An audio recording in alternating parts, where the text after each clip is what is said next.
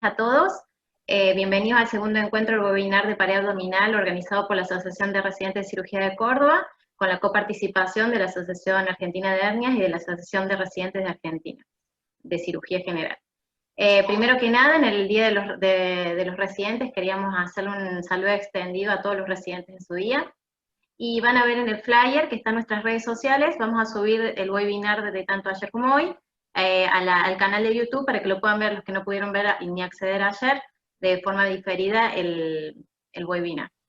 El día de ayer desarrollamos el tema de ventraciones catastróficas, en la cual agradecemos ampliamente al doctor Sergio Roll, presidente de la Asociación de Pared de Brasil, por el comienzo con el marco teórico, y a la doctora Zúñiga Alba, que el día de hoy va a estar presente si llega a poder, también por la participación activa, tanto con el doctor Cingolani, el doctor Castaneto y el doctor Lerda, y agradecerle a Camila Gutiérrez, que había presentado el caso clínico, jefe residente del Hospital San Roque, junto con el doctor Lerda, a cargo del sector de pared abdominal del Hospital San Roque. El día de hoy vamos a desarrollar el tema abdomen abierto y contenido, comenzando con un marco teórico al cargo del doctor Pablo Cingolani, miembro de la Asociación Argentina de Hernias, jefe del sector de pared abdominal del Hospital Austral de Pilar de Buenos Aires, y vamos a tener la opinión de expertos, como comentadores a la doctora Cordero Caterín, presidenta de la Asociación de Hernias de Costa Rica, encargada de la unidad de pared abdominal en Costa Rica, al doctor Sergio Roll, también como comentador, presidente de la Asociación de Paredes Brasil, y como cierre, un caso clínico y también con debate del doctor Gustavo Horacio Castaneto, presidente de la Asociación Argentina de Hernias. Así que desde ya muchísimas gracias a todos por la predisposición y participación de los disertantes, tanto de ayer como de hoy. Si está todo en orden, doctor Cingolani, podemos dar comienzo. Bueno, muchas gracias, Silvina. Muy buenas tardes para todos. Me uno a los saludos para todos los residentes que nos están escuchando. De mucha felicidad, mucho agradecimiento por todo lo que hacen, por todo lo que nos enseñan y por el aprendizaje de la cirugía. Y la verdad es que uno se siente siempre un residente, a pesar de que los años van pasando, y bueno, y uno los toma a todos como parte de su familia y como unos hijos más.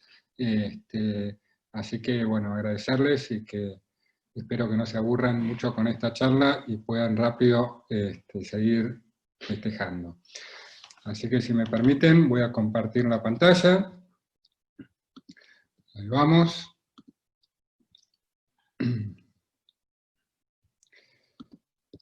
Perfecto.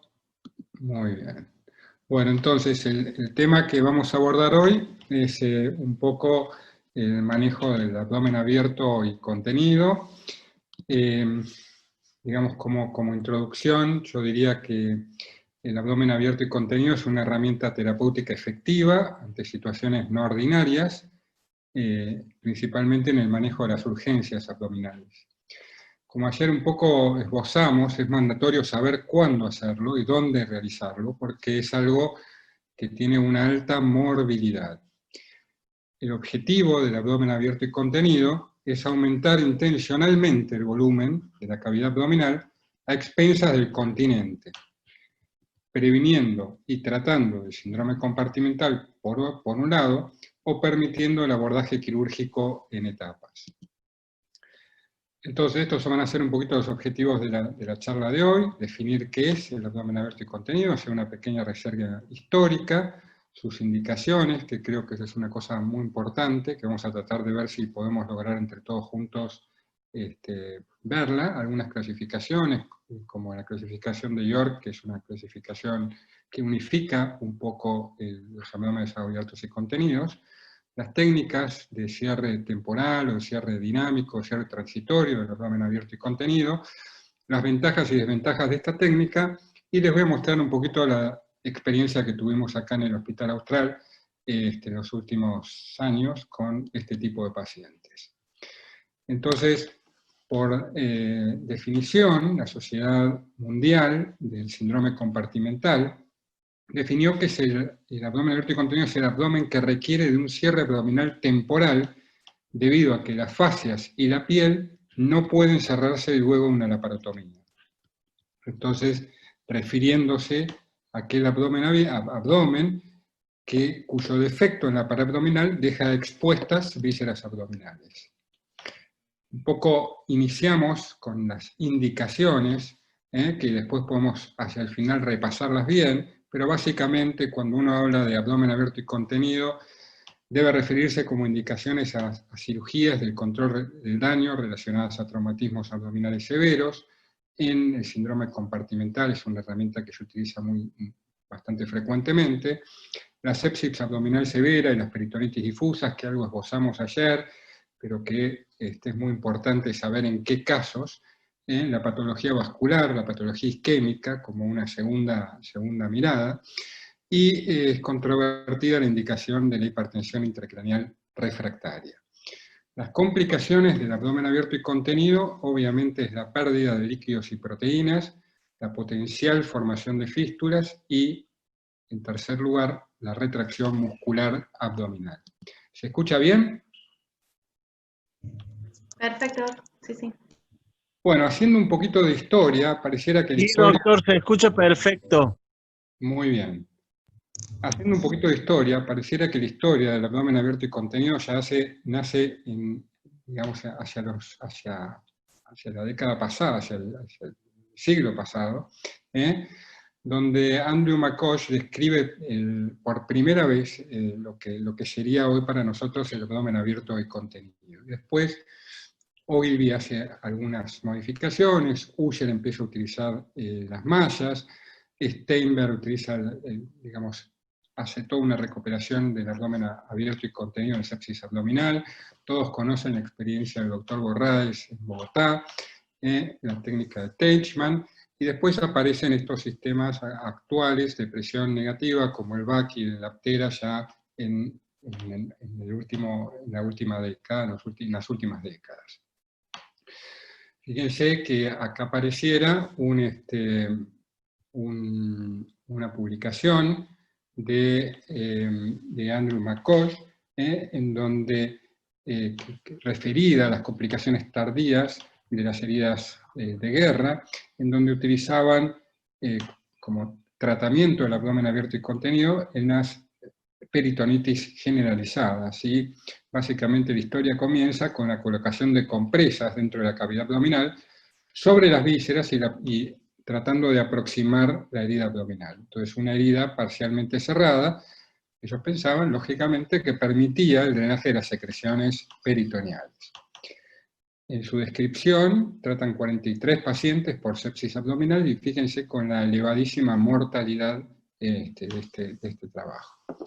Ellos utilizaban una doble hoja de lona esterilizada con vaselina, digamos cortada a la medida del defecto, y suturada con un surchet de catgut a los bordes aponeuróticos.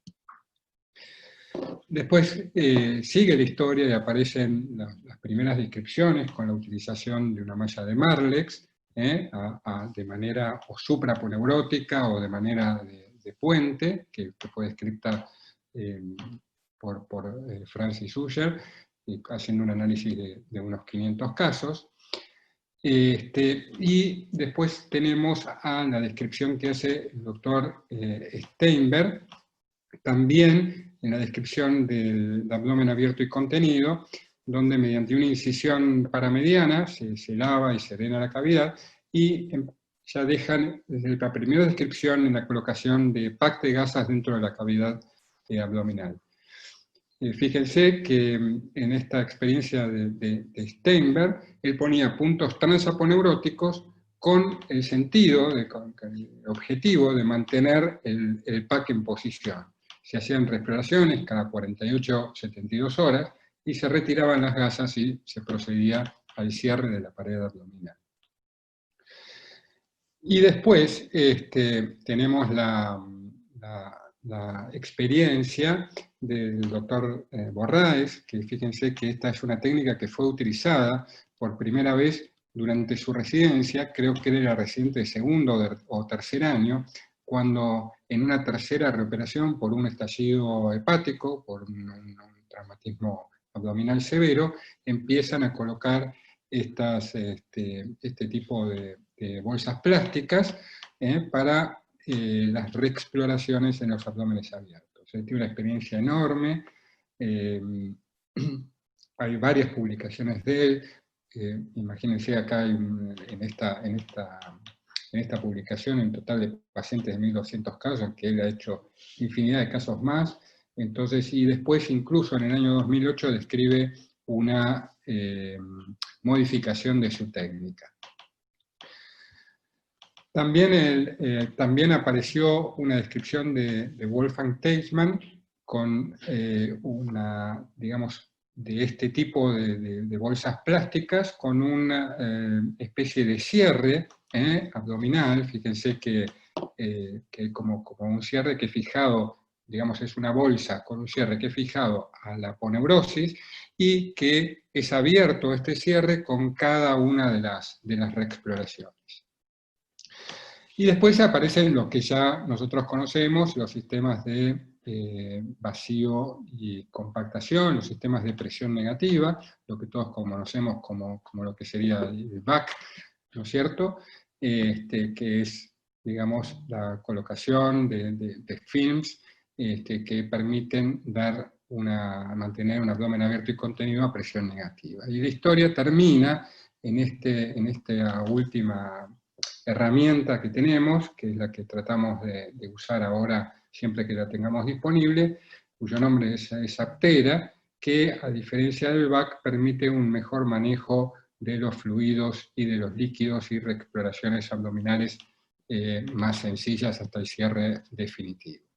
Como todos saben, en el año 2017, el relato oficial del 88 Congreso Argentino de Cirugía fue del manejo del abdomen abierto y contenido, desde la operación hasta el cierre definitivo, cuyo relator fue Jorge Latif, que recomiendo a todos que lo lean. Y él también, en este relato, yo de ahí extraje algunas cosas, vuelve a hablar de las indicaciones, de la cirugía del control del daño, de la sepsis abdominal severa, de la hipertensión intraabdominal, del síndrome compartimental abdominal, cuando uno se ve imposibilitado del cierre abdominal, de estas cirugías, sobre todo las cirugías vasculares que requieren un second loop, como la isquemia mesentérica, y menciona también hipertensión intracraneal refractaria, y las complicaciones, ¿no?, que habíamos visto antes, la pérdida de líquidos, la retracción muscular, la formación de fístulas intestinales, que todo esto es lo que vemos con este tipo de terapéuticas. Entonces, haciendo un ligero algoritmo, uno diría que cuando se indica el abdomen abierto y contenido, hay una primera etapa, que es la etapa aguda, que dura las primeras 24 o 48 horas, donde una tiene que hacer una resucitación del paciente y dejar el abdomen con un cierre temporario, que ya vamos a ver si lo planteamos de forma estática o de forma dinámica. Habría una fase intermedia, entre las 48 horas y los 10 días, donde el paciente puede o no estabilizarse. Si se estabiliza y el cierre es posible, uno podría digamos, ir pensando en un cierre inicial, pero que lo habitual es que este tipo de pacientes no siempre es posible el cierre, digamos, en una fase tan precoz. Entonces ahí es cuando usamos este tipo de sistemas, el VAC, los dressings, el parche de Whitman, y esperamos la fase de estabilidad, que le llamamos fase también reconstructiva, que eso será de 10 días, más allá de 10 días, hasta el cierre. Y el cierre puede ser, como vimos ayer, podrá ser a los 6 meses, a los 3 meses, al año, a los 2 años, cuando obviamente se obtenga la estabilidad del paciente.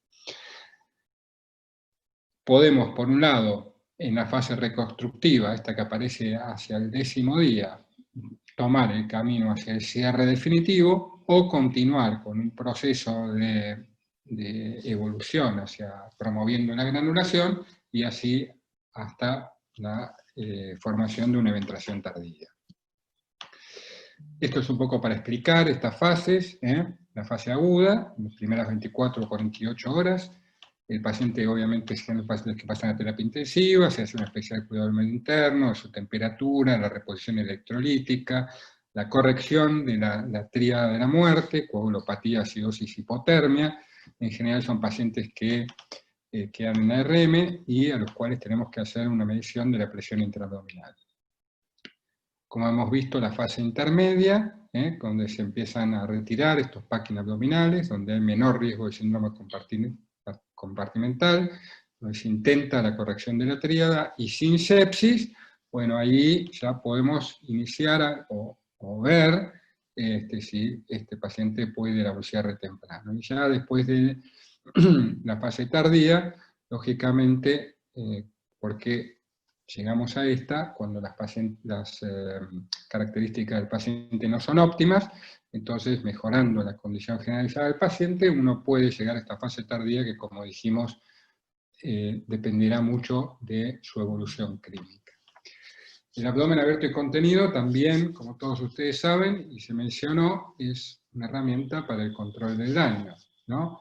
El control inicial el objetivo es el control inicial de la hemorragia, el control, la prevención de la contaminación abdominal, y evitar, ¿no es cierto?, un síndrome compartimental agudo secundario. En estos casos, los cierres abdominales más frecuentes son aquellos que tienen, sobre todo para el trauma, que tienen fácil acceso y simple colocación, como la bolsa de Bogotá. Y en estos casos, como dijimos antes, es muy importante la corrección de la tríada de la muerte. Es importante, cuando hablamos de abdomen abierto y contenido, también hacer una mención de lo que es el síndrome compartimental. El síndrome compartimental es cuando existe una presión intraabdominal mayor a 20 milímetros de mercurio, independientemente de la presencia de una PPA, que llamamos a la diferencia entre la presión arterial media y la presión intraabdominal menor a 60 milímetros de mercurio, asociada a alguna falla de órgano. El síndrome compartimental abdominal se divide en primario y secundario, está muy bien graficado y digamos, por grados, hay 4 grados, donde la presión intraabdominal puede variar entre los 12 a aquellos pacientes que tengan un grado 4, que tienen más de 25 milímetros de presión intraabdominal, que es obviamente una emergencia quirúrgica. Entonces, y conocer algunos términos, que es la PIA, que todos ustedes conocen, que es la presión intraabdominal persistente en el tiempo, que en el adulto de un estado crítico es entre 5 y 7 milímetros de mercurio. Lo que es el síndrome de hipertensión intraabdominal, es cuando, digamos, la presión intraabdominal es mayor a 12 milímetros de mercurio, repetida o patológicamente sostenida en el tiempo. Y, digamos, esto es un poco lo que hacemos en los pacientes que tienen hipertensión intraabdominal, que es que, digamos, de este cuadro, obviamente, uno intenta disminuir la presión intraabdominal, primero de manera no quirúrgica, evacuando el contenido intraluminal, colocando una sonda nasogástrica, obviamente sonda vesical, dando prokinéticos, minimizando la nutrición enteral, obviamente evacuando los espacios intraabdominales que ocupados por algún tipo de lesión. Vamos a ver si uno tiene un absceso abdominal, bueno, con un catéter percutáneo para drenarlo. Mejorar la compliance de la pared abdominal, que eso obviamente los terapistas lo saben hacer muy bien, con la pseudoanalgesia, y lógicamente la administración de fluidos. Pero cuando todas estas medidas se agotan, uno tiene que pasar a una cirugía de descompresión del abdomen, y es ahí donde el abdomen abierto y contenido tiene su rol. La sepsis, bueno, el abdomen abierto y contenido, ayer dijimos que no todas las peritonitis abdominales, una peritonitis apendicular, no todas deben terminar en un abdomen abierto y contenido, pero sí hay algunas peritonitis fecales, en el caso de las isquemias mesentéricas, casos de pancreatitis necrotizante, donde los pacientes, además de su sepsis, experimentan un síndrome de hipertensión abdominal. Lógicamente son pacientes que no podemos cerrar, y como mencionamos antes, los traumatismos. Bueno, esta es un trabajo donde, digamos, es un trabajo multicéntrico, donde se ven los índices cuando es utilizado el abdomen abierto y contenido en las infecciones peritoneales severas, y fíjense que el abdomen abierto y contenido solamente se requieren sepsis en peritonitis severas en un 11.3% de los pacientes con colecciones intraperitoneales. O sea que sería una recomendación, digamos, no tan electiva. Por eso recalcar nuevamente a las peritonitis que uno tiene que estar muy seguro de hacer un abdomen abierto y contenido en una peritonitis. No es el mejor recurso que uno tiene en las peritonitis. Porque lógicamente va a elevar muchísimo más la morbimortalidad en estos pacientes. Esta es una guía mundial para la recomendación de cuándo realizar un abdomen abierto y contenido en pacientes traumatizados y sépticos. Entonces, acá sí, ustedes pueden ver que, como decíamos antes, en los pacientes con shock séptico y descompensación hemodinámica, cuando hay anastomosis intestinales, en un segundo tiempo por alta dosis de vasopresores o inotrópicos, cuando hay una falta real del control de la infección, por ejemplo, si uno tiene, o sea, se me ocurre una peritonitis generalizada, fecaloidea, de origen diverticular, con un paciente en muy mal estado general, donde uno no asegura, digamos, a la extensión de su peritonitis, no asegura en una primera operación, un lavado completo de la cavidad, o un drenaje completo de la cavidad, quizás esos pacientes necesiten, pacientes que están durante la cirugía,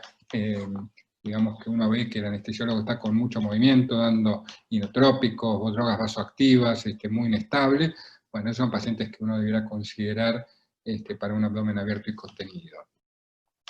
Y que efectivamente no hay datos definitivos en el uso del abdomen abierto y contenido en la peritonitis severa, entonces es un procedimiento que hay que hacer con mucha cautela y llamar a la gente que tenga experiencia en esto para que nos recomiende qué hacer.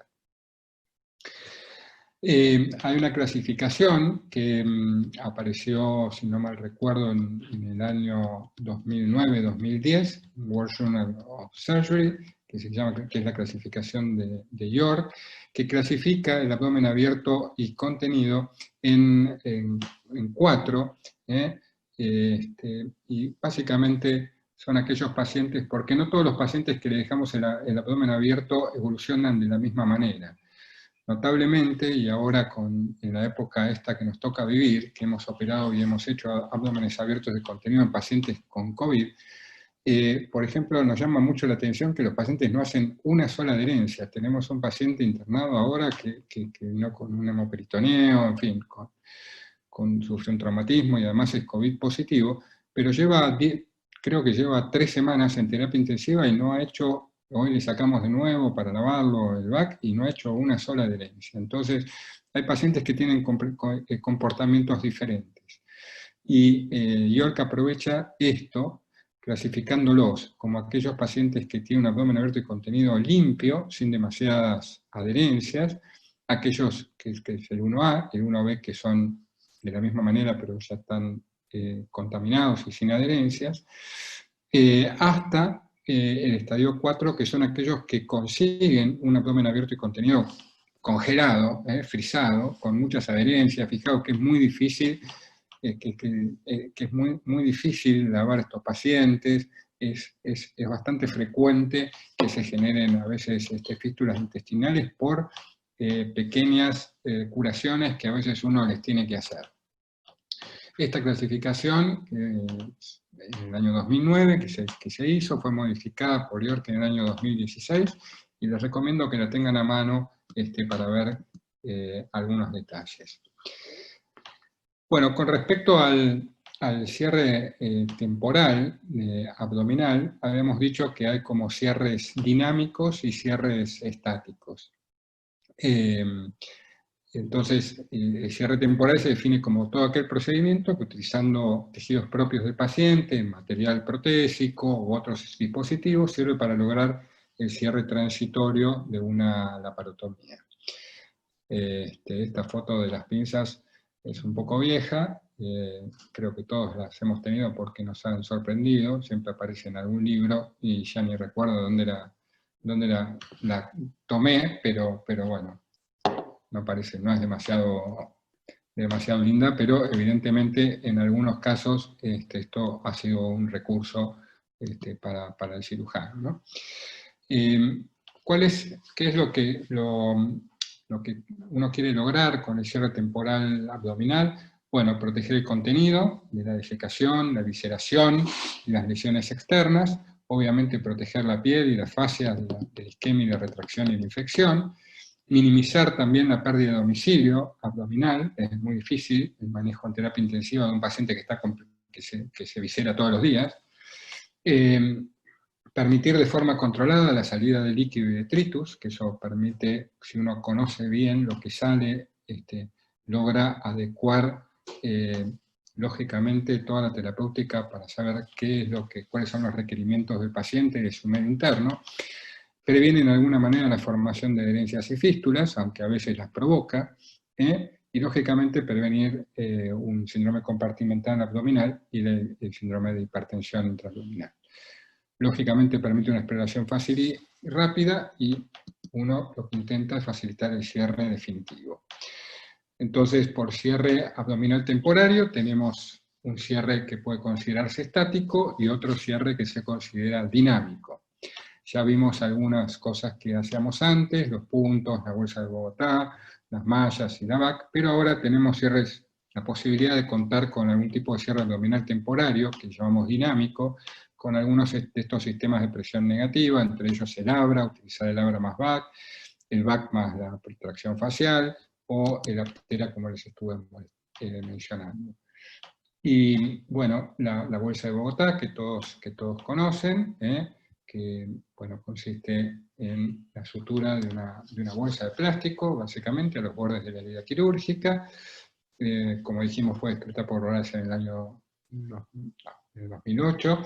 Las ventajas que tiene un bajo costo, alta disponibilidad, fácil y rápida colocación, no se adhiere a tejido si es translúcido, uno puede estar viendo qué pasa. Obviamente las desventajas son que no cuantifica los líquidos, no evita la retracción de la aponeurosis, por lo tanto genera eventuaciones gigantes, genera ruptura de los tejidos por sus múltiples colocaciones, principalmente todos los tejidos de la fascia, y a veces genera adherencias viscerales a la pared abdominal. Las mallas, que bueno, a veces es muy controvertida su utilización en este campo, sobre todo cuando uno no tiene la posibilidad de colocar epipelón interpuesto, que la fija a los bordes aponeuróticos, y nuestra recomendación es, que es lo que nosotros tenemos, es la utilización de mallas de Bicryl para este tipo de pacientes, pero que es la única malla con la cual nosotros quedamos relativamente tranquilos, aunque yo creo que tratamos de no utilizarlas más. Las hemos utilizado bastante, no tan... Doctor, me canso, ya habla mucho. Parece que sí, que hablo mucho. Bueno, ¿sigo entonces? ¿Estamos bien? Sí, Doc, por favor. Bueno. Y las ventajas de la malla es que bueno, sobre todo las mallas de Bicryl, que se pueden retirar y colocar a demanda, que es una malla relativamente no tan costosa, que evita un poco, entre comillas, la retracción aponeurótica, previene las evisceraciones, lógicamente no cuantifica líquidos, genera un aumento en la posibilidad de fístulas a retirarla, mayor incidencia de eventuaciones grandes y complejas, y su colocación repetida también produce ruptura de tejidos y una incidencia potencial de sepsis, ya que lógicamente las mallas en con los terrenos contaminados no se llevan tan bien. Y bueno, y esta es lo que tratamos de utilizar si disponemos de él ahora. Todos saben que esto se puede hacer de manera casera también. Ya con el doctor Castañeto, durante nuestra residencia, hemos hecho varios sistemas de presión negativa. Ustedes ahora tienen muchas posibilidades de las que teníamos nosotros antes.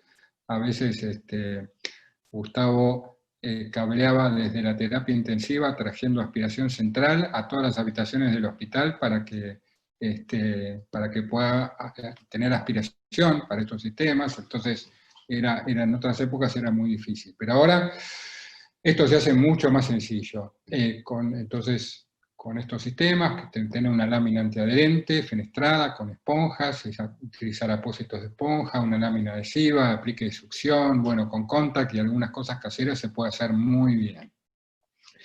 Las ventajas es que esto permite una mayor remoción de fluidos y citoquinas, una disminución del componente proinflamatorio y una disminución del shock. Puede cuantificar los líquidos, porque tenemos un sistema ahí que permite cuantificar todo esto. Se supone que entre otros de los recursos, digamos, de las ventajas muy buenas del VAC es el aumento de la angiogénesis y de la regeneración tisular, que haya un mayor tejido de granulación, y logra a su vez una disminución de la presión intraabdominal.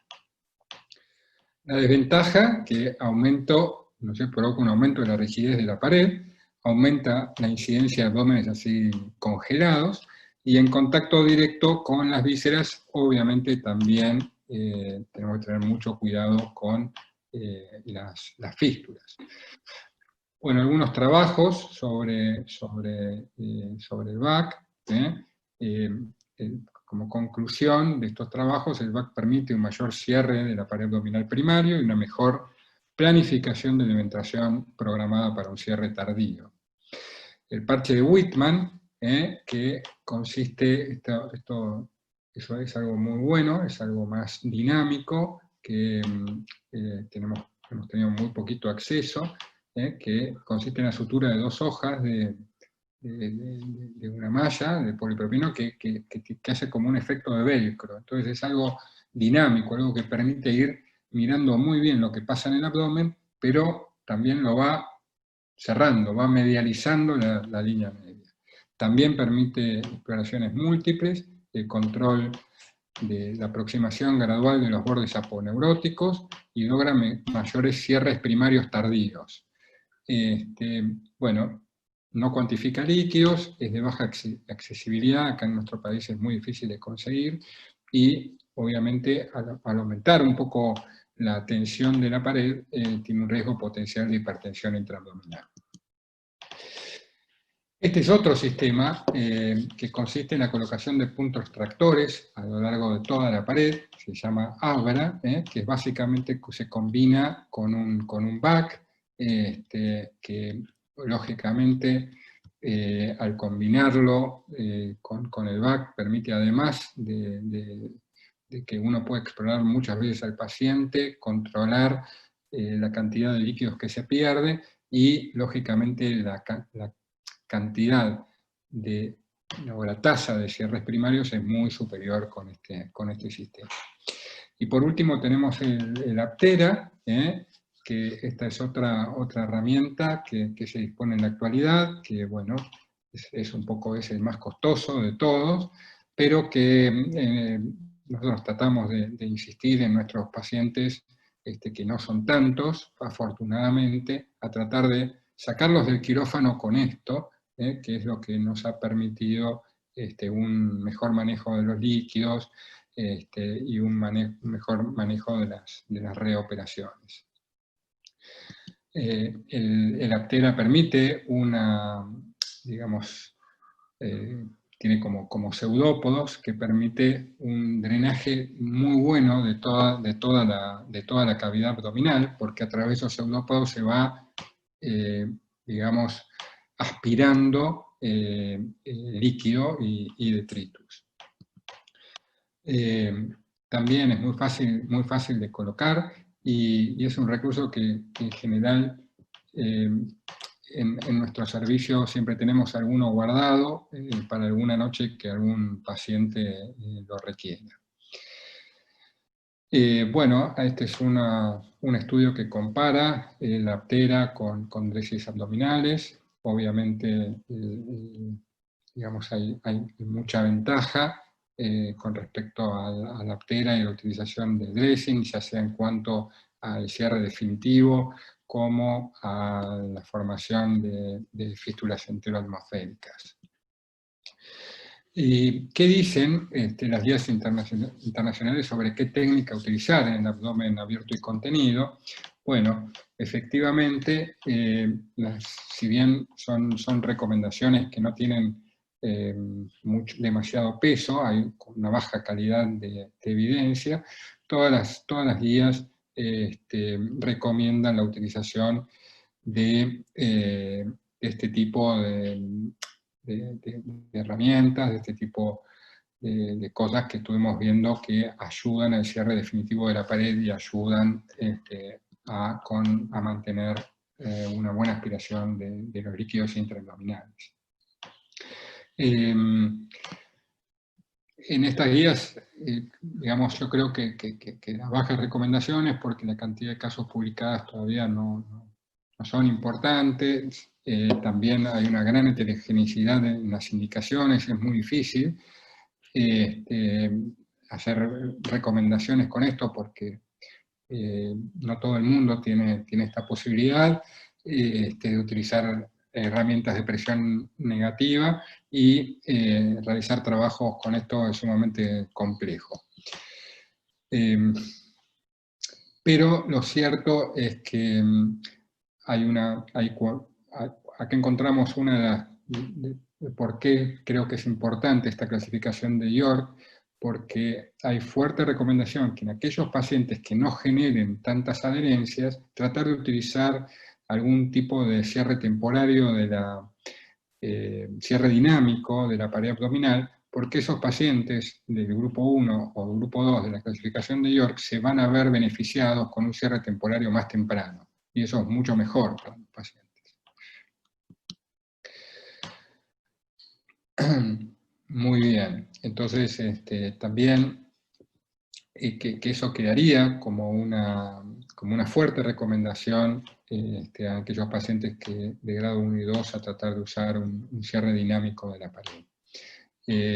Este es, digamos, los resultados que se obtuvieron obviamente utilizando cierres dinámicos versus cierres estáticos. Fíjense que como las posibilidades que hay en los pacientes que utilizan algún tipo de cierre dinámico en el cierre definitivo de la pared, y lógicamente bajando también el nivel de fístulas enteroatmosféricas que se realizan en estos pacientes y obviamente la mortalidad. Bueno, hay un registro internacional que se ha creado hace 2 o 3 años para registrar todos los casos con abdomen abierto y contenido. Así que se decidió crear este registro.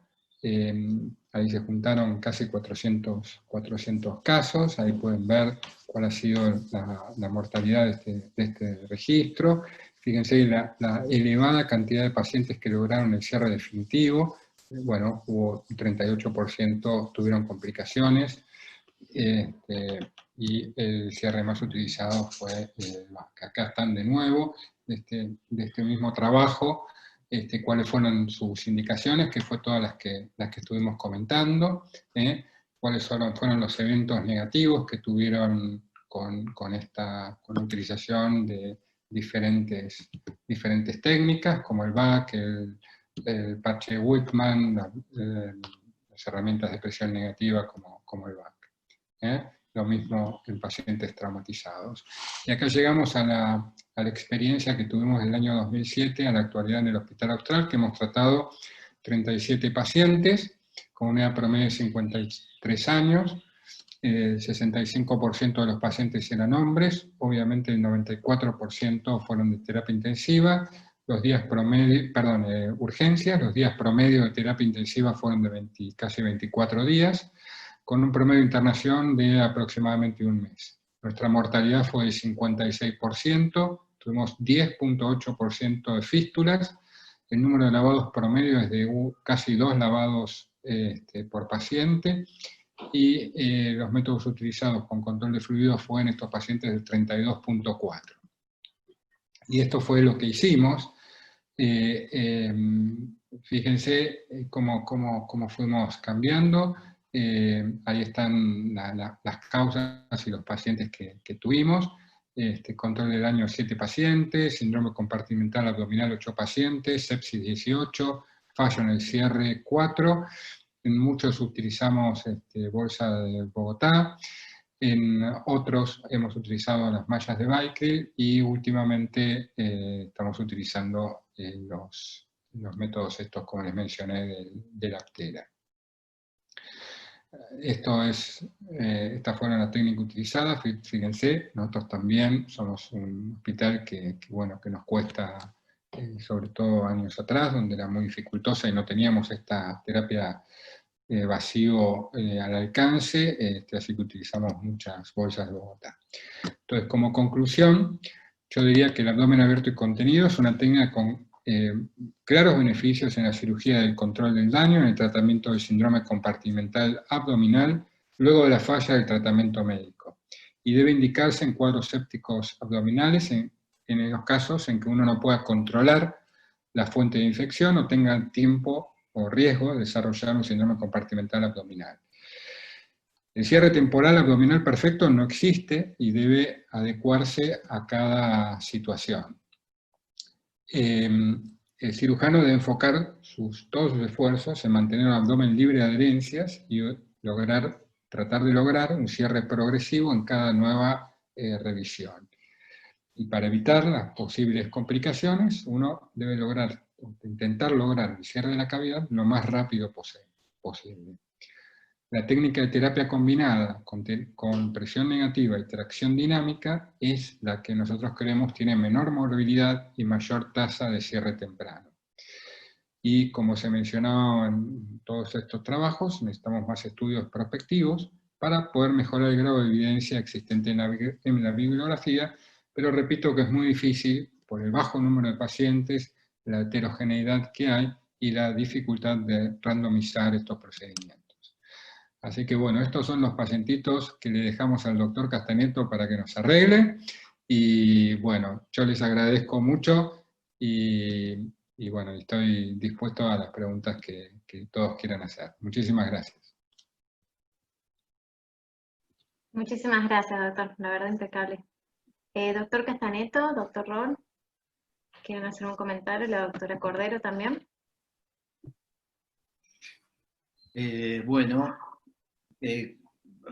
Primero creo que cabe mencionar la excelente presentación que nos hizo el doctor Cingolani de un tema tan vasto y tan complejo que abarca desde cirugía de control del daño, trauma, patología de urgencia. O sea, es muy difícil resumir en una sola presentación todas esas situaciones en las que puede llegar a tener lugar el abdomen abierto y contenido. Yo quisiera hacer solo 2 o 3 comentarios nada más. Uno lo dije ayer. Yo creo, y para ustedes que están en su etapa de formación, y más si esto uno lo ve de sus cirujanos mayores, o por la tentación de la facilidad o la tranquilidad que le da a uno a veces dejar el abdomen abierto, como que va a controlar mejor la situación, hay que tener claras cuáles son las indicaciones del abdomen abierto y contenido. Un problema del abdomen abierto y contenido, más que las complicaciones del mismo, es la sobreindicación. Y la sobreindicación, la responsabilidad es nuestra. El resto de las complicaciones pueden tener que ver con la patología de base del paciente, la situación, etc. Pero la sobreindicación es nuestra. Un buen indicador para saber si estamos indicando correctamente el abdomen abierto y contenido es la mortalidad. Pablo recién nos mostró la experiencia del Hospital Austral, un hospital con un alto nivel, con muy buena tecnología, con acceso a terapias de último nivel, con una mortalidad del 58%. ¿Qué quiere decir eso? Que tienen buenas indicaciones del abdomen abierto y contenido, porque justamente los pacientes que tienen esa indicación son pacientes muy graves. El problema es cuando uno ve series de abdomen abierto y contenido con baja mortalidad. Ahí uno tiene que sospechar que lo que hubo es sobreindicación del abdomen abierto y contenido. Entonces, ver una serie de abdomen abierto y contenido con alta mortalidad habla de buena indicación en ese sentido. Y después, el otro mensaje nada más que diría es, acuérdense que cuando el paciente supera su etapa aguda, grave, la que llevó a dejar el abdomen abierto y contenido, muchas veces por ahí pasaron más de esos 10 días, pacientes que, como dijo Pablo, en promedio pueden estar un mes internados.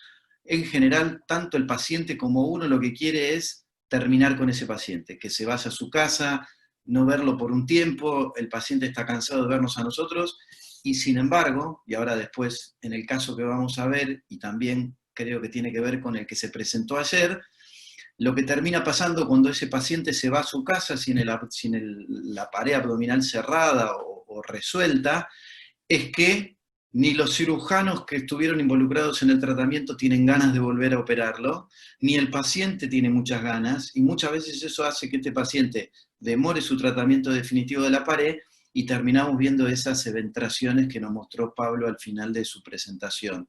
Así que un primer concepto, no sobreindicar. Segundo concepto, si está indicado, se necesita y el paciente supera el cuadro crítico que tenía, tratar de resolver el cierre de la pared abdominal lo antes posible. Serían los únicos comentarios que se me ocurren. Pablo ha hecho una síntesis excelente de un tema muy, muy difícil. Y me encantó mirar la evolución de Bogotá, Maya de Weitl, que ahí nos utilizamos, pero pasando de Bogotá para Aptera, mostrando todas las posibilidades del tratamiento del abdomen abierto. Me encantó. Gracias, muchas gracias. Sí, coincido con ambos. Felicitar al doctor Cingolani. Fue una revisión estupenda de la literatura del abdomen abierto, síndrome compartimental. Yo me sentí muy identificada con la historia porque desde mi residencia nosotros pues no teníamos en el sistema social la disponibilidad de los sistemas de presión negativa. Estoy hablando hace más de 15 años.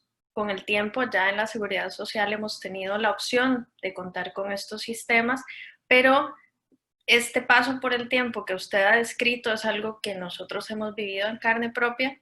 No hay una sola solución, ¿verdad? Si existe el sistema de presión negativa en conjunto con una tracción dinámica de la fascia, sería lo ideal. Nuestra realidad en Latinoamérica es otra. También en el sistema público, muchas veces el cirujano que está de trauma o en emergencias y que opera al paciente no es quien lo va a seguir. Y para mí es muy importante tener un plan. No solamente saber muy bien cuáles son las indicaciones del abdomen abierto, sino tener un plan. Y nosotros hemos logrado establecer un equipo donde nosotros ya tenemos unas pautas y ponemos, en lugar de 72 horas, tenemos más o menos 4 días de tiempo para definir si ese paciente se va a cerrar o no, o cuál va a ser el plan. Y de una vez ya trabajamos con la unidad de hernia y de pared para ir trabajando en el cierre de ese paciente, y hemos logrado disminuir estas catástrofes que pasan después del abdomen abierto. Bueno, muchísimas gracias por los comentarios de todos los expertos, de verdad que, bueno, un placer. Creo que la doctora recién mencionó algo muy bueno, que es esto. Hoy tenemos mayor disponibilidad en las comunicaciones que años atrás, entonces este equipo que formamos todos en nuestros hospitales está comunicado prácticamente 24 horas, y tenemos esas posibilidades de ir planeando al ingreso de estos pacientes, quiénes van a ocuparse de una parte, quiénes se ocupan de otra, y eso realmente lo mejor es que le hace muy bien a los enfermos, le hace muy bien a los pacientes. Entonces, que haya mucha gente pensando en todos estos detalles. Y bueno, es una manera de actuar ahora en medicina diferente a la que nos tocó cuando éramos un poco más jóvenes, pero sin duda mucho más humana para todos nuestros pacientes. Yo les quiero contar que con el doctor Cingolani en el Día del Residente nosotros somos, recién saqué la cuenta, R29. Por si no sacaste la cuenta, te aviso. Claro, claro. R29 o R30, no estoy en la duda, pero Y entramos en el 91. Claro, No, R29. por eso. Sí, R29 somos. Bien, bien. Estás igual. Vos también, sí. Si supieran estos chicos las cosas que hacíamos. Bueno, no sé... Sí, había si una pregunta en el chat, doctor Cingolani, sobre el hecho de una variación en la técnica de Bogotá de dejarla sin fijar en sí. Sí, es una opción. Lo que pasa es que habría que... es una opción con un poquito de riesgo, porque bueno, uno tendría digamos, lo más importante es que no lleguemos al otro día. El paciente después va a ir a terapia intensiva, va a estar ventilado, una asistencia de respiración mecánica, el respirador fluctúa, estos pacientes, si bien que están en ARM, tienen una pseudoanalgesia mantenida, pueden experimentar, a ver, cambios, digamos, que las drogas no estén actuando adecuadamente, desacoplarse del respirador y hacer una evisceración y hacer un desastre en la terapia, no estando un cirujano presente. Entonces yo creo que hay que tomarse todos los recaudos en minimizar que pase esto cuando el cirujano no está presente.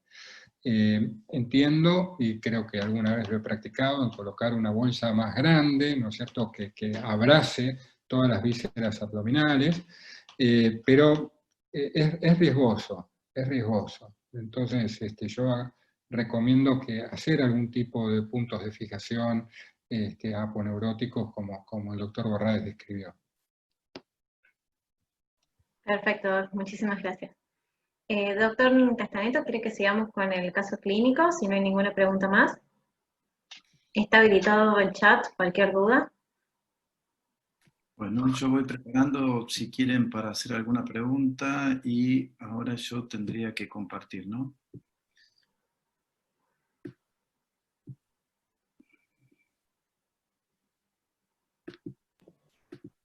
Gustavo, llame tu hijo, va a te ayudar a compartir. Seguro.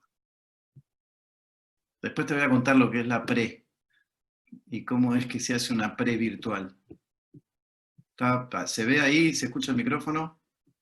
Sí, excelente. Bueno, voy a tratar de... Acá creo que lo rico va a ser más que la anécdota del caso, sino la discusión, y acá les pido a Catherine, a Pablo y a Sergio que aporten. Los invito a que en el chat hagan las preguntas, y vos, Silvina, las vayas haciendo. Básicamente lo que vamos a ver ahora es de lo que hablábamos antes, ¿no? De las consecuencias que terminan sucediendo con estos pacientes cuando uno indica el abdomen abierto y contenido, el paciente sobrevive y en vez de tratar de resolver la pared en el momento agudo, cuando el paciente se estabilizó, pasó el peligro y todo, ese paciente se va, los cirujanos se acuerdan de esto, por ejemplo, este paciente que tuvo 1, 2, 3, 4, 5, 6, 7, 8 cirugías por lo menos, y lo que menos quieren es volver a operarlo. Entonces, este es a modo de ejemplo, un paciente que tuvo un traumatismo cerrado de abdomen, distintos tipos de cirugías, y el paciente terminó 12 meses después consultando al sector de paredes por una eventración como la que ven en la foto. La tomografía, acá lo que ven es el paciente, bueno, justo está filmado del lado izquierdo, donde no tenía la incisión, pero lo vieron cuando estaba de pie. Es un paciente que tenía un volumen importante de la hernia. Y acá, para empezar con el ejercicio, la pregunta sería, frente a ese paciente, con los antecedentes que ya vimos, se ve en el video que es un paciente joven, cómo lo estudiarían de manera preoperatoria. Entre una de las opciones está no hacerle ningún estudio y operarlo, ¿no? Claramente el tratamiento de esta eventración es quirúrgico, pero la pregunta es si alguno le haría algún estudio por imágenes, por ejemplo, si ven que tiene lugar realizar un funcional respiratorio además, o algún tipo de estos dos estudios y algún tipo de clasificación previa del tipo de eventración. Tenemos votación en vivo, por lo que veo. Sí, Doc, ahí más, ustedes ahora están de coanfitriones, entonces pueden ver las votaciones también. Ah, bien. Por el Bueno. tema del audio y desactivamos los audios. Ok, vos avisás cuando está la votación. Sí, ahí la finalizo. Y mientras, si quiero, no sé, Sergio, Pablo, Catherine.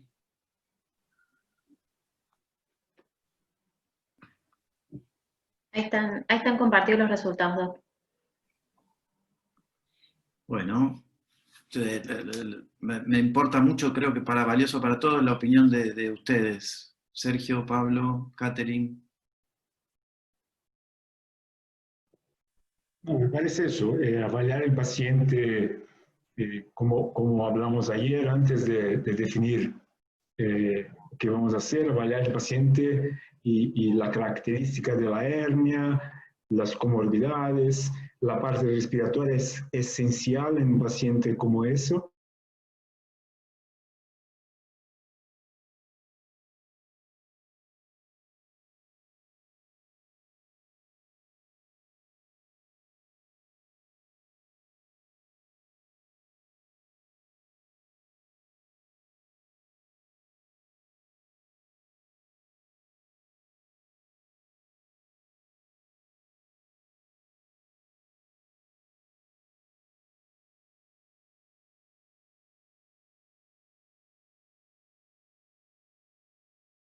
Importantes. Pablo. Yo coincido también, por supuesto que todo lo que se habló de la preparación preoperatoria del paciente es esencial.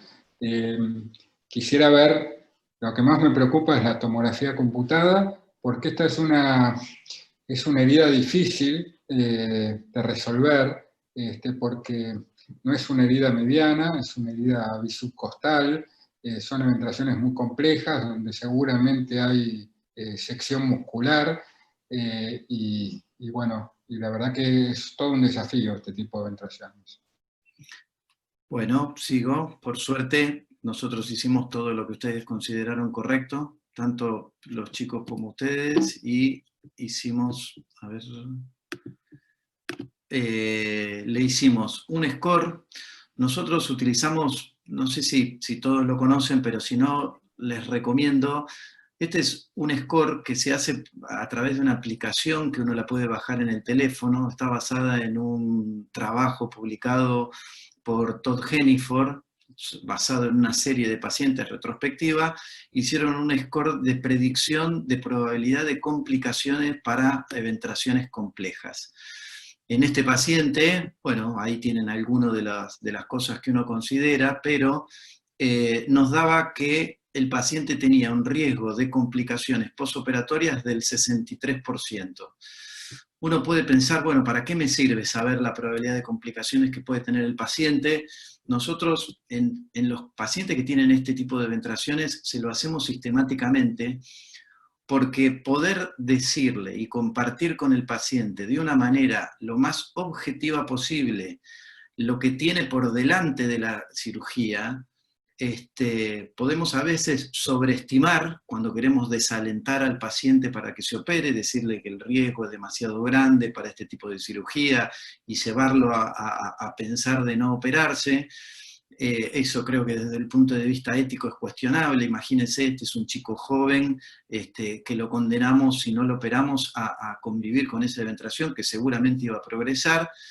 Y es importante poder darle de manera objetiva la probabilidad de complicaciones, pero además lo que tiene de interesante la aplicación es que uno le puede mostrar al paciente cómo, modificando determinados factores de riesgo, como el sobrepeso, la obesidad, algunos no son modificables, pero los que sí son modificables, cómo puede disminuir su riesgo.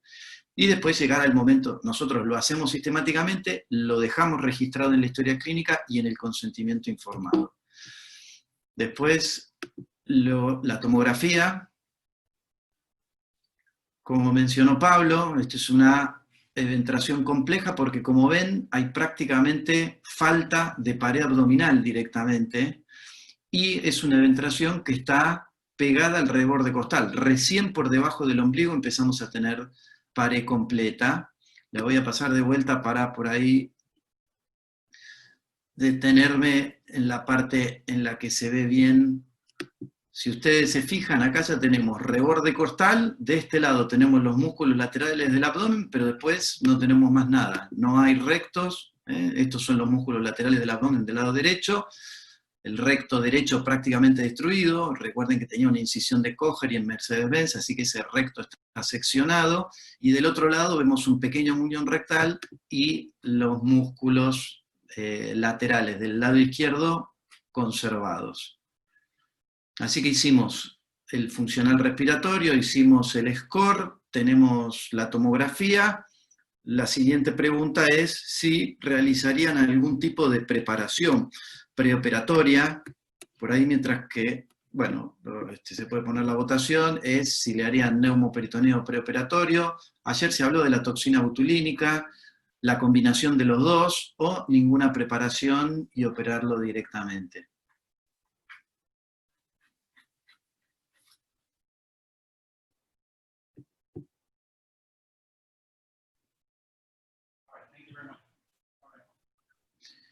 Silvina, vos sos la que tiene el comando de la votación, ¿no? Sí, ahí se están compartiendo, Doc, los resultados. Bueno, sí, no sé qué opinan, si empezamos por Pablo, que hagamos al revés. Bueno, sí, está muy dividido. Casi el 50% se inclinaría solamente por el neumoperitoneo y todos le harían algo. El 50% el neumoperitoneo y el otro 50% el neumoperitoneo más la toxina botulínica. Yo coincido, yo también haría algo. Si dispongo del neumoperitoneo más toxina, intentaría hacerle toxina botulínica, no del lado derecho, que donde creo que es prácticamente imposible el acceso, porque el defecto del lado derecho me pareció que tenía vísceras prácticamente en el lugar donde estaban los músculos laterales, así que sí le aplicaría toxina, haría el neumoperitoneo, intentaría aplicarle toxina botulínica del lado izquierdo, a los músculos laterales del abdomen, y para ir pensando, para que ir ganando tiempo y seguir pensando en cómo lo resolvería. Quizás, al hacerle el neumoperitoneo, esa ventración lateral que da los músculos laterales del abdomen, quizás esas vísceras vuelvan a la cavidad abdominal y ahí tenga algún espacio para acceder a los músculos laterales del lado derecho. Catherine. Una hernia sumamente compleja. Básicamente no hay pared del lado derecho. Creo que necesitamos toda la ayuda que sea posible, teniendo en cuenta que en diferentes latitudes tenemos diferentes experiencias y disponibilidades, pero para mí la opción ideal sería el neumoperitoneo con Botox para tratar de alargar los músculos de esa parte contralateral para lograr cerrar esa pared. Bueno, Sergio. Yo concordo, pero yo no sé si la toxina botulínica en este caso particular iría a ayudar mucho, porque hay muy poca musculatura del lado contralateral y no sé, también sería una función un poco más laboriosa porque hay una retracción de la musculatura lateral de los oblicuos importante, pero no tengo mucha experiencia. Yo por mí haría solamente el neumoperitoneo, pero para quien tiene experiencia quizá el Botox puede ayudar, ¿no? No sé si va a ayudar en este caso particular. Bueno, les cuento cuál fue nuestro razonamiento. Nosotros no tenemos experiencia con toxina botulínica. Si lo hubiéramos tenido, teníamos la misma duda que Sergio, si a pesar de usar la toxina con un defecto tan grande y contando nada más que con un hemiabdomen relativamente sano, en cuanto a pared muscular, nos iba a alcanzar para cerrar el defecto.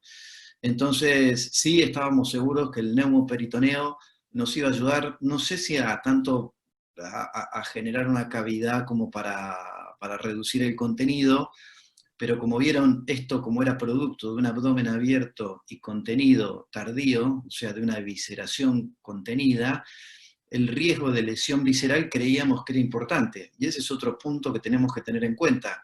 Si nosotros tenemos que ir a la cirugía, como dice el doctor Cucleta ahora, y lo mencionó Catherine, con un plan A y un plan B, y acá el riesgo de lesión visceral, o por lo menos nosotros teníamos miedo de que fuera bastante alto, y que no es lo mismo terminar esa ventración teniendo una lesión intestinal que no. Entonces el neumoperitoneo lo hicimos pensando específicamente en que, después de la experiencia de haber hecho varios neumoperitoneos, es que nos iba a facilitar la disección. En conclusión, pensando que no tenemos experiencia en toxina botulínica, que veíamos difícil el cierre de la pared, y las ventajas del neumoperitoneo, es que decidimos hacer neumoperitoneo preoperatorio solamente. Les voy a mostrar un video, acá también da para controversia, siempre tratando de inventar algo. Nosotros, si bien está la forma tradicional de hacer el neumoperitoneo, últimamente en estos casos lo que estamos haciendo es, con el paciente que viene y que se va en forma ambulatoria con una sedación, utilizando la aguja de Verres y con el neumoperitoneo, en pacientes que tienen un gran componente visceral, hacemos una pequeña mínima insuflación con muy baja presión.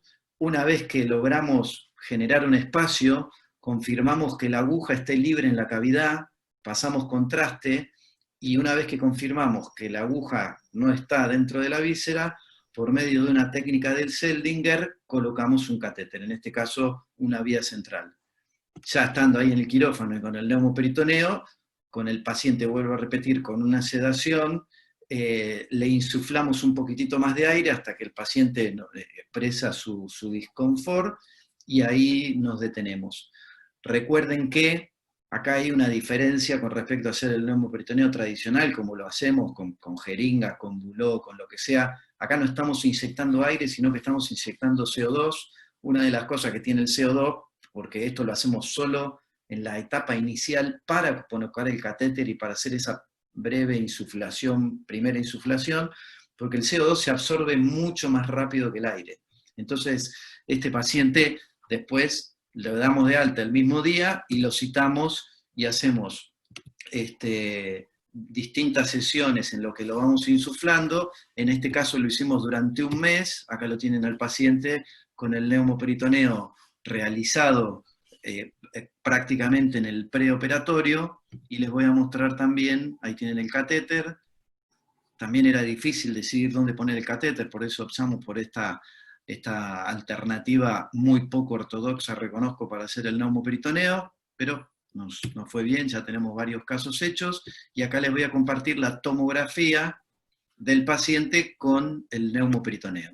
Se ve que generamos un gran espacio, se confirma el gran defecto de la pared cerca del reborde costal, lo que le agrega complejidad a la cirugía. Acá vemos lo que hablábamos, el muñón de los músculos laterales del lado derecho. Si bien estos están conservados, después de hacer el neumoperitoneo y de hacer esta tomografía de control, viendo este espacio, creíamos que iba a ser sumamente difícil poder hacer algún tipo de técnica de cierre, o sea, tratar de cerrar el abdomen. Y entonces, bueno, ahora viene lo interesante. Bueno, ven el neumoperitoneo hasta prácticamente la pelvis. Ahora viene la parte del plan. ¿Qué hacemos? Entonces, teniendo ese paciente con el neumoperitoneo, con la tomografía de control, las opciones eran buscar algún tipo de reparación con incisiones de descarga, con el objetivo de cerrar completamente la pared, optar por una opción que por ahí es más sencilla, que es el bridging, o sea, hacer un puente con una malla intraperitoneal, hacer lo mismo, pero en vez de con una malla intraperitoneal, hacerlo con una malla supraponeurótica, o otra opción que sería hacerle un bridging con doble malla.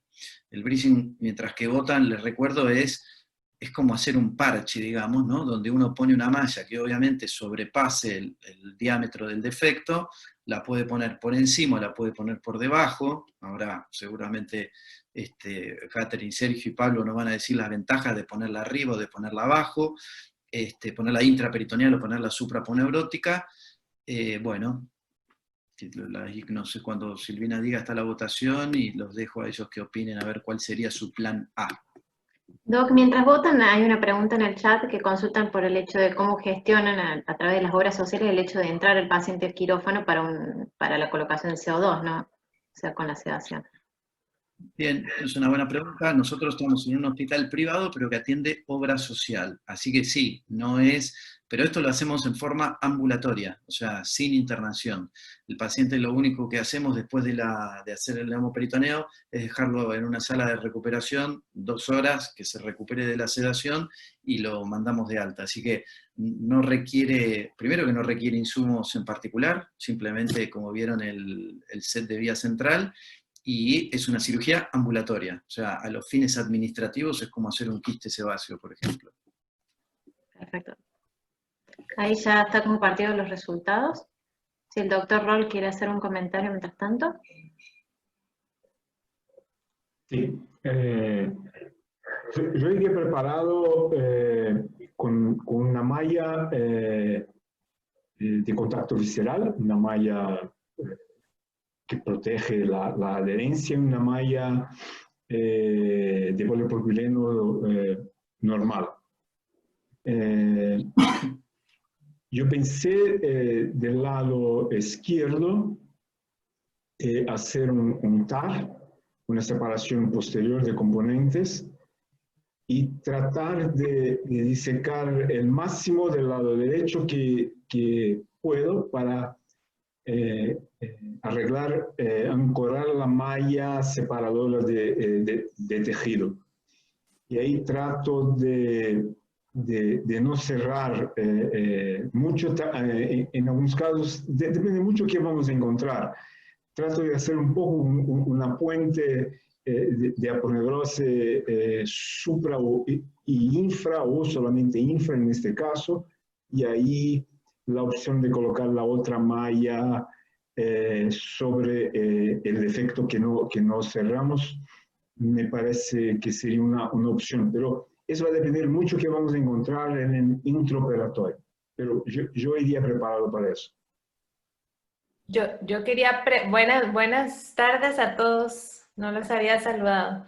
Yo quería preguntar una cosa, ¿no usan la opción del saco de herniario como para cierre y luego colocación de malla sobre él, o no es una opción que ustedes consideran? Es una buena pregunta. Estaría contemplada en la respuesta C. Ese bridging con malla supraponeurótica implicaría que uno no puede cerrar el defecto, y si va a colocar una malla, que en principio la indicación sería que sea de polipropileno y de alto peso, tendría que interponer algo con las vísceras. En ese caso, lo que sí hacemos es utilizar el saco o parte del saco para hacer esa capa de protección. Así que es buena la aclaración porque por ahí no quedó claro, pero sería parte de la opción C de las alternativas.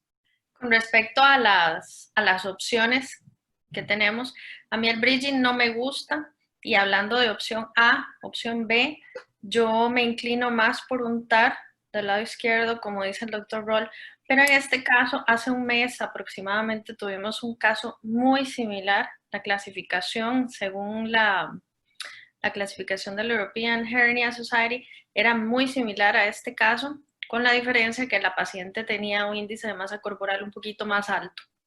Era un defecto grande. Nosotros utilizamos una técnica con Botox y con neumoperitoneo abreviada, según el doctor Bueno Lledó de España. Utilizamos aproximadamente 2 semanas, se prepara el paciente, el Botox nos va a dar aproximadamente 2-4 centímetros de alargamiento del músculo en la parte contralateral donde vamos a hacer el TAR para alcanzar el cierre y lograr hacer ese cierre de línea media con la funcionalidad de la pared, que es lo que queremos. Y bueno, el neumoperitoneo ya con todos los beneficios que dice el doctor Castañeto. Si no se logra cerrar con un TAR, mi opción B sería hacer como un tipo Malmo, que es cerrar pues con el saco y poner la malla supraponeurótica, pero eso ya como opción B, si no nos da para hacer el TAR. La opción de hacer este sistema abreviado con Botox y neumoperitoneo se las recomiendo, la verdad es que funciona muy bien, está muy bien descrita. El doctor Bueno pues tiene mucha experiencia en sus publicaciones y hemos visto que funciona muy bien en los pacientes. Para agregar a lo que dice la doctora Cordero, nos daría el beneficio en este caso de que disminuye un poco la posibilidad de que el paciente desarrolle el síndrome compartimental, ¿verdad? Porque vamos a tener unos músculos más relajados. Entonces ese sería un beneficio que si tal vez no nos ayude tanto en alargar los músculos, porque sí están muy destruidos en una pared, en un lado de la pared abdominal, pues sí nos ayuda tal vez a contrarrestar la posible hipertensión abdominal del paciente. Pablo. Perfecto. Sí, yo quisiera también hacer un comentario, uno relacionado con la preparación preoperatoria, que, bueno, ahí aprovecho la oportunidad que vos, digamos, de la manera en que lo hicieron en quirófano. Son heridas muy complejas. Estos pacientes, nosotros hemos tenido también algunos pacientes, por ejemplo, que han tenido pancreatitis graves, que abordamos por esta vía, donde el neumoperitoneo, cuando intentamos hacer el neumoperitoneo de forma ambulatoria, guiado tomográficamente, no hemos podido acceder bien a la cavidad abdominal, a pesar de reiteradas punciones y tomografías. Y la verdad que hemos adoptado también, no de la manera que hicieron ustedes con una aguja de Verres, pero sí hemos hecho en quirófano colocación de neumoperitoneo en pacientes bajo visión guiada por el laparoscopio. Es decir, así que digamos que es otro recurso a tener en cuenta cuando uno quiere instaurar el neumoperitoneo preoperatorio en pacientes que son así de complejos. Y no tiene otro recurso que el neumoperitoneo, porque el Botox en nuestro país todavía sigue siendo muy caro. Iría a la cirugía con varios planes, 3 planes por lo menos. El plan 1 es utilizar una combinación de las técnicas que se pusieron ahí para la votación, que es algún tipo de incisión de descarga, que nosotros llamamos así, pero que sería una separación de componentes. Optaría por una separación de componentes posterior al OTAR del lado izquierdo, traerme todo lo que más pueda, medializar todo lo que más pueda del lado izquierdo, y ahí vamos a ganar mucho. Y creo que no va a haber mucha opción que tratar de utilizar el saco para proteger las vísceras abdominales y dejar una malla, digamos, de la mejor característica posible, macroporosa, pesada, digamos, si puedo, por encima del saco, o si tengo algo de piplón, cubriéndola con el piplón. Por supuesto que si tengo una malla separadora de tejidos, también la puedo usar. Los resultados con las adherencias intraperitoneales de estas mallas también han sido dispares. Vemos ahora, a medida que han pasado los años y que hemos utilizado muchas mallas separadoras de tejidos, que finalmente pocas, digamos, efectivamente se peritonizan, pocas generan pocas adherencias, así que es un tema que sigue reevaluándose. El plan 2 sería llamar a un cirujano plástico y también pensar en algún tipo de reemplazo de la pared, con algo, digamos, con un dorsal, con un sartorio, con algo, porque lo tendría al lado cerca, para ver si tengo que llevar un colgajo pediculado de reemplazo de pared, si yo no aseguro la pared futura de este paciente. Es decir, someterlo a todo esto sin asegurarme de que al menos tenga chances de nueva eventración, o las menores chances de nueva eventración en un futuro, haría todo lo posible por tratar de hacer el gol ahora. Y la tercera opción es llevar 2 mallas, llevar 2 tipos de mallas. Una separadora de tejidos, tener un biker, tener una malla pesada de prolene, en fin, pensar de que se me puede abrir una víscera y tener alguna opción, alguna malla, por ejemplo, biosintética, por si tengo en la enterolisis tengo algún problema. Entonces, iría con muchas cosas, ¿no? Bueno, sigo para que no se nos haga largo. Doc, antes que siga, ¿cuánto tiempo pasa hasta que usted hace la técnica de neumoperitoneo y ingresa le hace la técnica quirúrgica en sí? Que es una de las preguntas del chat. Como nosotros hacemos neumoperitoneo solo, no neumoperitoneo abreviado, que es lo que nos contó Catherine, que ya está descrito, que es la combinación de neumoperitoneo con Botox, en este caso lo hicimos 4 semanas o 5 semanas, no menos de un mes. Ese es el tiempo en que uno puede lograr ese volumen de neumoperitoneo que vieron, que el paciente lo tolere, ¿no? ¿Y cómo lo hacemos? Citándolo al paciente día por medio, en forma ambulatoria, eso ahí sí ya se hace directamente en el consultorio, lo vamos insuflando y lo vamos mandando. O sea, lo insuflamos y lo mandamos a la casa. Bueno, creo que una cosa importante que mencionaron todos es, lo que no cabe la menor duda, es que hay que ir con 1, 2 o 3 planes a la cirugía. Sergio dijo muy inteligentemente, él es R un poquito más que nosotros, y vería lo que me encuentro en la operación. Pablo y Catherine dijeron su plan A y su plan B, y también se mencionó, no hay lugar acá para que en la cirugía yo diga, uy, hubiera sido bueno tener una malla para colocar intraperitoneal y ponerse ahí a resolver a ver de dónde la sacamos.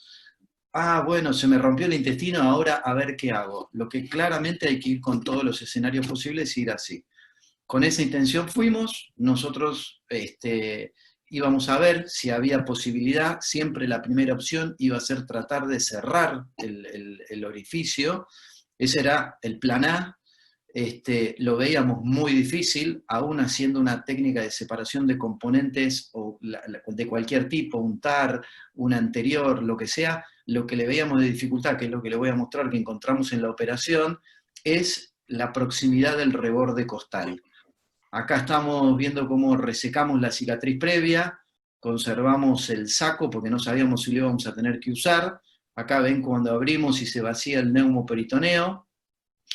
El neumoperitoneo cumplió su función, acá está toda la disección del saco, el saco se prolongaba hasta por encima del reborde costal, ahí ya tienen totalmente reducido y disecado el saco, y entonces vamos a mostrarles los límites de la eventración. Como ven, en el borde superior, que es, a ver si se ve acá el puntero, este es el reborde costal, voy a parar el video. Estas son las costillas, este es el sifoides, y esta es la costilla del lado izquierdo. En el video antes lo que vimos eran la distancia, el tamaño del diámetro del defecto, dónde quedaba, y yo creo que por más que uno hubiera intentado algún tipo, TAR, separación anterior, la que sea, de componentes con los músculos del lado izquierdo, llegar ese músculo, entiendo que uno lo podría haber llegado a la línea media, incluso pasado un poco del otro lado, con el Botox, con descarga, pero piensen que de este lado, lo único que teníamos, por lo menos en el borde superior, era hueso. Acá no hay músculo, y del otro lado teníamos que ver la forma de llevarlo. Conclusión, ese que era el plan A, vimos que no lo podíamos hacer, y acá teníamos 2 opciones. Cerrar el saco para hacer ese primer plano, y otra cosa importante es, como dijo Pablo, teníamos que pensar en tratar de darle la solución definitiva a este paciente, pero otro objetivo con el que tiene uno que ir a la cirugía es no generarle otro problema al paciente. Si esta cirugía no solo fracasa, sino que nosotros le perforamos el intestino, o el paciente le generamos algún tipo, o sea, nunca, acuérdense, primum non nocere, entonces, a veces lo mejor es enemigo de lo bueno, esto lo decía, ¿te acordás, Pablo, el doctor Iribarren en todas las cirugías? Entonces, por ahí, más vale hacer una cirugía que quizás no es de congreso, no es de la opción correcta, pero que es la más segura para el paciente. Entonces, teníamos la opción de cerrar el saco y poner una malla supraponeurótica, una cirugía pasaba a ser relativamente sencilla. Uno podía argumentar que las mallas supraponeuróticas en un defecto tan grande, el día de mañana un paciente joven con la presión intraabdominal, por más que uno la pusiera excediendo de manera amplia el defecto, podía causar una recidiva, y entonces decidimos hacer esta técnica de colocar 2 mallas. Colocamos una malla intraperitoneal, que como ven lo que hicimos, esta es la parte superior, la fijamos con puntos en U al reborde costal, acá voy a seguir el video. Esa ven que es la última costilla del lado derecho, y otro punto también la costilla del lado izquierdo. Fijarla después al resto del defecto no era mayor problema. ¿Por qué decidimos colocar esta malla y ahora, como van a ver, después ponerle una malla supraponeurótica? Porque por lo menos las mallas que están disponibles hoy para uso intraperitoneal, acá tienen una malla de polipropileno pesada, amplia, colocada supraponeurótica. Las mallas intraperitoneales, la mayoría son de mediano o de bajo peso. Entonces, si bien estaba anclada correctamente a las costillas y iba a ser muy difícil, son mallas que no generan la suficiente fibrosis. Entonces, por eso decidimos la combinación con una malla supraponeurótica para generar un mayor refuerzo. Y si ustedes recuerdan la foto del preoperatorio del paciente, este es el posoperatorio una vez que le sacamos los puntos. Esto es más o menos, si no me acuerdo mal, a los 6 meses de la cirugía. Lo tienen acá el paciente dinámicamente haciendo fuerza, a pesar de no haber realizado un cierre del anillo. Ven cómo las 2 mallas generaron una contención abdominal que para lo que era la calidad de vida de este paciente en el preoperatorio era suficiente. Y obviamente le hicimos una tomografía de control, que acá se las voy a mostrar, donde vemos cómo, si bien seguimos teniendo los músculos separados, la fibrosis que logramos con las 2 mallas, acá están los músculos laterales de un lado y del otro, ese bridging en principio, y acá ya después del ombligo, se recuerdan que teníamos la pared normal, ha sido suficiente. Este paciente tiene un posoperatorio ya de más de 1 año, no lo hemos podido controlar desde que está el tema de la cuarentena y la pandemia, pero hasta ahora con buena evolución. Bueno, gracias, y ahora creo que quedamos para los comentarios. Dejo de compartir. Excelente, Doc, muchísimas gracias. Hay una duda en el chat acerca de la profilaxis antitrombótica, si la utilizan previo y posterior a este tipo de cirugías de pared. ¿O cómo es el manejo? Muy buena pregunta. A este paciente no le hicimos profilaxis.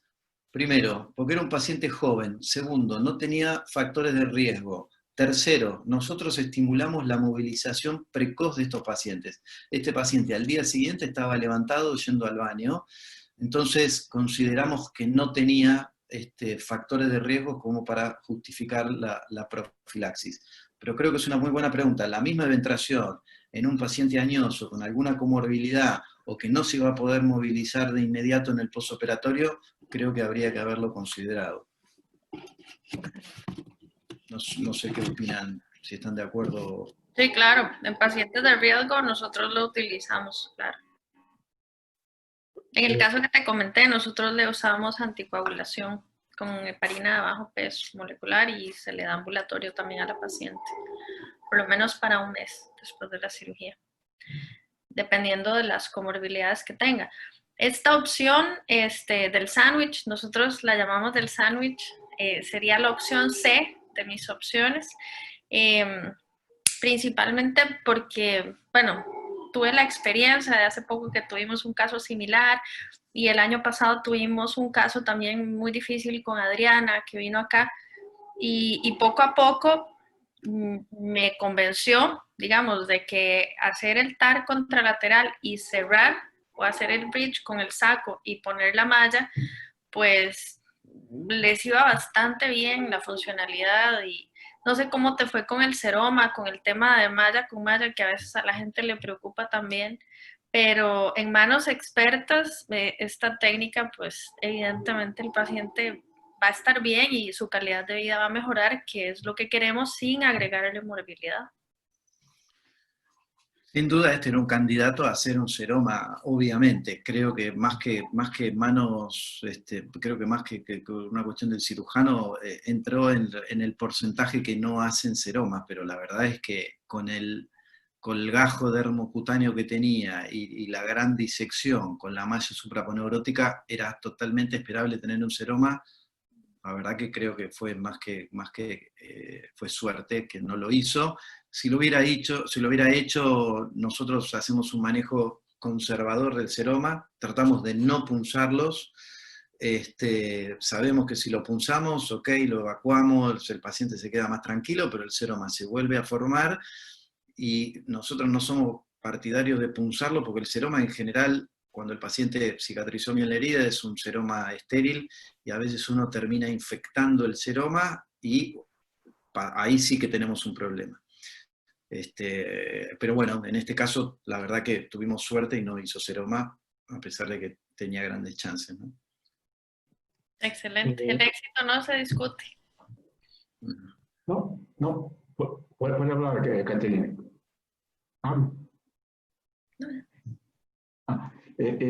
Gustavo utilizó una malla separadora de tejido, ¿no? Intraperitoneal. Sí. Yo utilizo una variación, una escala de Caprini en el preoperatorio para variar el riesgo de tromboembolismo, pero en estos casos yo hago anticoagulación plena. Empiezo antes de la cirugía y mantengo en el postoperatorio. No tenemos media antiembólica, pero pedimos para el paciente comprar la media antiembólica para utilizar durante la cirugía y en el postoperatorio. Yo el año pasado, en pacientes de cirugías largas, que hacemos separación de posterior de componentes, yo he tenido 3 casos de tromboembolismo y yo perdí un paciente. Entonces, hoy en casos complejos, mismo en pacientes jóvenes, yo hago hago la variación de Caprini, pero hago en esos casos una anticoagulación plena. Bien, la verdad que creo que fue muy, muy pertinente la pregunta, y vale la aclaración de Sergio. Solo hay por ahí es una cuestión de idioma. ¿Anticoagulación o antiagregación le hacen? Porque entiendo la antiagregación sí, pero anticoagularlo, no sé si es la misma diferencia con el idioma. Yo no sé, utilizamos anticoagulación. Heparina de bajo peso. Sí. Está bien, nosotros le decimos antiagregación, que es distinto que anticoagulación. Porque operarlo anticoagulado a este paciente me parece que sería muy, muy complejo, ¿no? Sí, antiagregado es una cosa, con dosis de heparina de bajo peso, pero para anticoagular uno usa heparina directamente, entonces me parece que con semejante disección de tejidos blandos es muy complejo. Bueno, igual la indicación es la antiagregación o la anticoagulación con heparinas de bajo peso, así que sí, me parece que es muy, muy pertinente la pregunta, y la experiencia. Creo que esto es cuestión también de números, ¿no? Si vos tuviste, que te debes tener una casuística importante, 3 casos que tuvieron, bueno, ya sabemos, muchas veces los cirujanos aprendemos como el dicho que decimos acá, cuando uno se quema con leche, ve la vaca y llora, ¿no? Pero, sí. Doc, y en cuanto al índice Takana, en cuanto al valor adecuado para un prequirúrgico, para el preoperatorio, ¿cuál sería? Es otra pregunta del chat. Sí, el índice de Tanaka, la verdad, y acá por ahí soy políticamente incorrecto, así que le paso la palabra a los demás, nosotros no lo usamos mucho.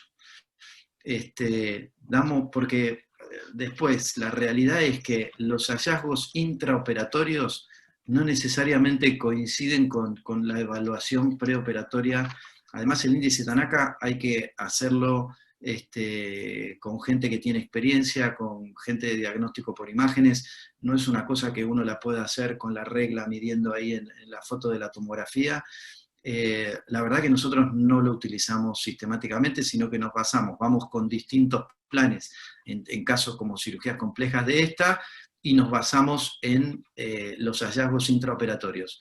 Lo que sí, muy importante, si por ejemplo este paciente, el síndrome compartimental, dejándole el edificio así abierto, no iba a ser un problema, pero si hubiéramos intentado algún tipo de cierre, como los que describieron, de la forma que sea, el síndrome compartimental era un riesgo. Entonces ahí yo también hay otra cosa que haría mención, que es siempre estos pacientes tienen que estar operados con sonda vesical, y por más que uno logre el cierre, se tiene, antes de terminar la cirugía y antes de extubarlo, hay que medirle la presión intraabdominal, porque por ahí uno no se da cuenta, lo cerró, uy, me quedó bárbaro, o peor si está relajado, y después resulta que cuando el paciente se despierta, lo quieren despertar, está con un síndrome compartimental abdominal. Así que en este caso nosotros, como dejamos el defecto abierto, sabíamos que no iba a ser un problema. Pero bueno, dije que mi respuesta no era políticamente correcta, así que le paso a los demás la que opinen. Nosotros usamos 20% de Tanaka. Sí, nosotros acostumbramos a usar, en realidad el índice de Tanaka es un índice que mide, digamos, cuando el índice es superior al 25%, lo que está diciéndonos es que hay efectivamente una pérdida de dominio o de domicilio, que nosotros hemos adoptado esto para indicar el neumoperitoneo. Es decir, es en etapa preoperatoria del paciente. Cuando a nosotros un índice de Tanaka, como dijo recién Gustavo, visto con los imaginólogos, o bueno, con los que un poco más experiencia tenemos en ver el volumen del saco, el volumen residual de la cavidad, etcétera, nos da superior al 25%, esos pacientes son candidatos a una preparación preoperatoria diferente. Será con neumoperitoneo abreviado y Botox, Botox solo, a la manera que ustedes quieran. Pero me parece que ese es el contexto por el cual Tanaka generó su índice. Con respecto a las medidas preventivas de trombosis venosa profunda, todos estos pacientes, sobre todo que van a tener seguramente más de 48 horas de internación, van a quedar con heparina de bajo peso molecular en su posoperatorio. En el preoperatorio no la utilizamos, excepto que utilizamos un índice que creo que es de todos los hospitales, que es el índice de Wells, que los pacientes que tienen una neoplasia activa, que están enyesados, en fin, que tienen otras comorbilidades, que tienen indicación de tener trombosis, de tener profilaxis antitrombótica, lo hacemos, pero si no, todos los pacientes entran caminando al quirófano, se les coloca vendas neumáticas durante la cirugía, y si permanecen internados más de 48 horas, ahí empiezan con profilaxis antitrombótica posoperatoria. Con respecto a la película que vimos, bueno, felicitar al grupo del Sanatorio Güemes por efectivamente los muy buenos resultados obtenidos, sobre todo a largo plazo. Gustavo demostró a los 6 meses la fibrosis que habían generado estas mallas, y bueno, el buen resultado que obtuvieron por la técnica empleada. Son cirugías muy difíciles, donde, bueno, todo lo que hablamos previamente a veces es difícil de traducir en la práctica, y creo que dentro de las opciones disponibles fue una muy buena opción, una cirugía muy correcta. Vimos que los bordes de las paredes prácticamente estaban, no existían, solamente tenía bordes óseos que solo pudo utilizar para fijar las mallas. Por supuesto que estas mallas pueden provocar complicaciones infecciosas y de seromas y hematomas, pero me parece que en este caso la resolución fue muy buena. Excelente, Doc. Bueno, no sé si la doctora Zúñiga, que sigue conectada, está disponible, o alguien más tiene algún comentario. El doctor Roll creo que ya se tenía que retirar, porque tenía otro compromiso.